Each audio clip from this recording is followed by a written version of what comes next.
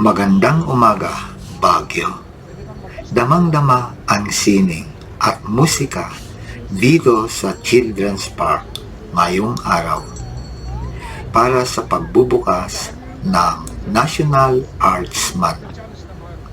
Idinaraos natin ang pre-art and guitar lessons class. Nakakatuwang tingnan, 75 kabataang creatives ang nandito ngayon. Hindi lang sila basta bata, kasama nila ang kanilang magulang at pati na rin ang mga lolo at lola na todo suporta sa kanilang talento. Isang malaking pasasalamat sa Baguio Educators Arts Guild, BIAG at Sinagi and the LBY Creative Advocacy care of Councilor Leandro B. Yangot Jr. sa pagpapadaloy ng proyektong ito. Saludo rin tayo sa ating mga mentors na sina Jason Quiñupes, Leslie Chumawin, Dr. Arnold Lacunsay at Pigeon Lubian. Kasama rin natin sina Desiree Chin, Imujas Dumaniw, June Evangelista at A.G. Sagalia. Pati na rin ang ating mga young apprentices na buong pusong nagtuturo. Siyempre, hindi ito magiging matagumpay kung wala ang Hotel Supreme na nag-sponsor ng ating mga paint brushes, canvas boards at acrylic paints. Dahil sa inyo, malayang nakikipagpinta ang ating mga kabataan. Kita-kits muli tayo sa susunod na Sabado, February 14 sa Art Bank Athletic Bowl, 8:30 ng umaga. Maligayang National Arts Month sa ating lahat. Q&A, event highlights, question, sino-sino ang pwedeng sumali sa activity na ito? Sagot, open ito para sa lahat. Tulad kanina, may 75 students tayo mula bata hanggang sa mga lolo at lola na gustong matuto ng sining at gitara. Tanong, kailangan ba naming magdala ng sariling gamit? Sagot, for this reason, sagot na ng Hotel Supreme ang brushes, canvas at paints. Napakalaking tulong ito para diretso sining na agad ang mga participants. Bakit mahalaga ang role ng BIAG at Sinagi rito? Sagot, sila ang ating mga Baguio educators na nagbibigay ng kanilang oras at galing para masiguradong tama ang techniques na matututunan ng ating mga kabataan. May bayad ba ang tutorials ito?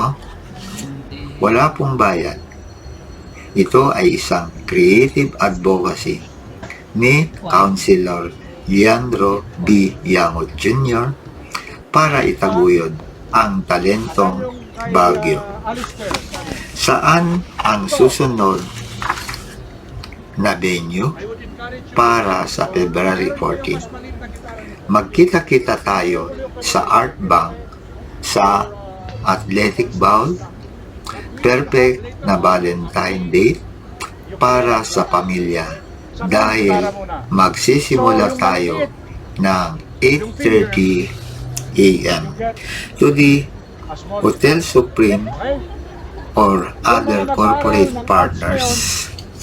Warm greetings from the Baguio Educators Arts Guild BIAG and the office of Councilor Leandro B. Yamot Jr. We would like to express our deepest gratitude for your generous sponsorship of paint brushes, canvas boards, and acrylic paints during our kick-off event at Burnham Children's Park. Thanks to your support, 75 young artists, accompanied by their families, were able to explore their creativity for free.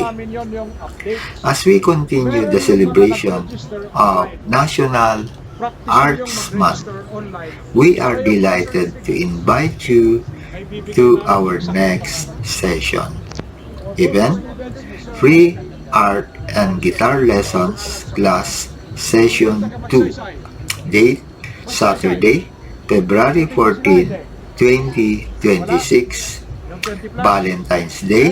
Time, 8:30 a.m. Location, Art Bank, Baguio Athletic Bowl. Your contribution has been instrumental in making Baguio a true UNESCO Creative City.